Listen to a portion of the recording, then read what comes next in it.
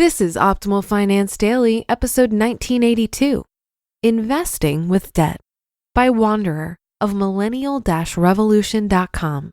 And I'm your host and personal finance enthusiast, Diana Merriam. We're going to get right to it and continue optimizing your life. Investing with Debt by Wanderer of Millennial-Revolution.com. We recently received an email from a reader that went something like this. Quote, I know your stance on buying a house, and I agree with your reasoning. However, I live in the Midwest of the US, where it's more financially sensible to buy a house instead of rent. I currently live with family while I'm paying off debt, and I'll be debt-free by the end of next year. Once my debt is paid, I plan to save more aggressively for retirement, increase my emergency fund from a couple months to a year, and save for a house. So my question to you, if given the opportunity, would you buy your first house in cash over getting a mortgage? End quote. Okay, first of all, great job on becoming debt-free. You deserve a pat on the back for that. Now, on to her question. It's no secret that we here at Millennial Revolution have certain opinions on housing. Hint, not a fan. Housing should be treated as a place to live, not as an investment. And in many high-cost cities, it makes much more sense to rent rather than own. But in certain cities, it might not be the worst idea. Justin McCurry from rootofgood.com bought his house in North Carolina for just $108,000. At that price, you won't blow up your retirement plan too badly.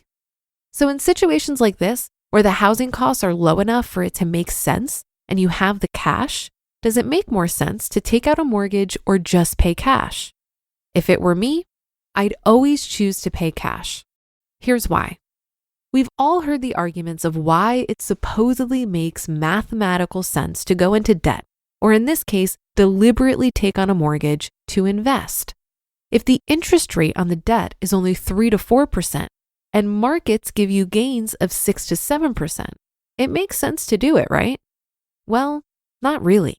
That may have made sense before the financial crisis, when we believed the economy had three separate yet equally important groups: the job market, financial markets, and the housing market.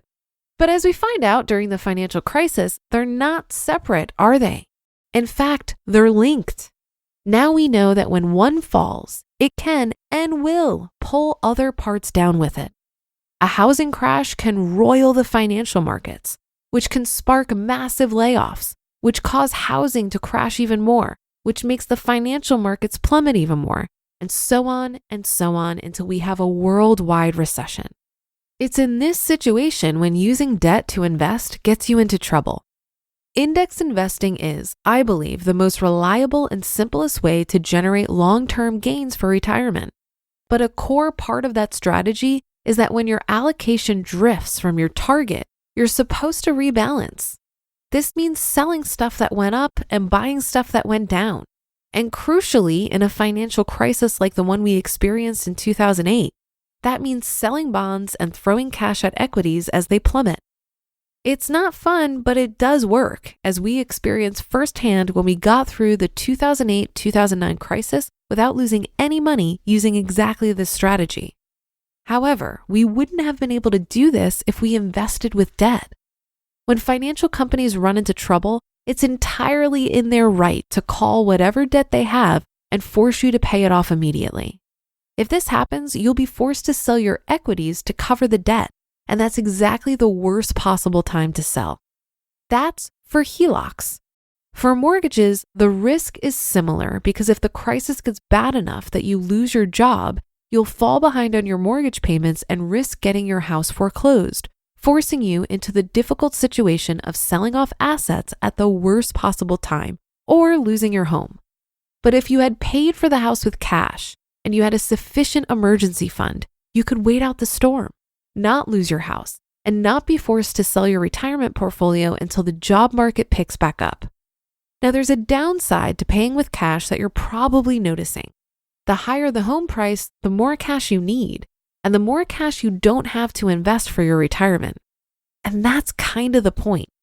Home equity is dead money, and it will remain dead money that you can't access until you sell the house.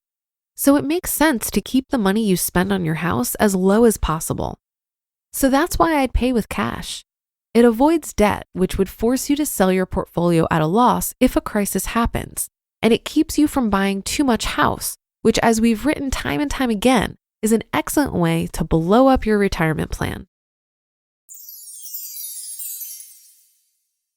You just listened to the post titled Investing with Debt by Wanderer of Millennial-Revolution.com. We talk about buying homes so much on this show because it's such a complex topic. First, you have to decide if you should even buy a house. Then you have to decide how much you can afford. And finally, if you will finance it or not. These are not easy questions, and I think everyone is going to have different answers based on their circumstances. I don't think anyone can tell you if you should buy a house or not. That's a personal decision, and there are so many variables to consider. You're the only person that sees the full picture of your situation, so you're really the only one that can make that call. But I do think getting exposed to how other people think about this decision for themselves can help us look at the various variables from different angles. Whether you buy or rent, housing is going to be an expense, just like any other expense. I think the key is to look at it like any other expense and consider how to optimize it and reduce it. And if you're going to buy a home, I think it's helpful to consider how much of your net worth will be tied up in that house if you're going to pay in cash. Many people who decide to pay off their mortgage or buy in cash don't consider that now their money is tied up in an illiquid asset. For me, I don't want more than 10% of my net worth in my house so that I can put the bulk of my money into income-producing assets. And that should do it for today. Have a happy rest of your day, and I'll see you on the Thursday show tomorrow, where your optimal life awaits.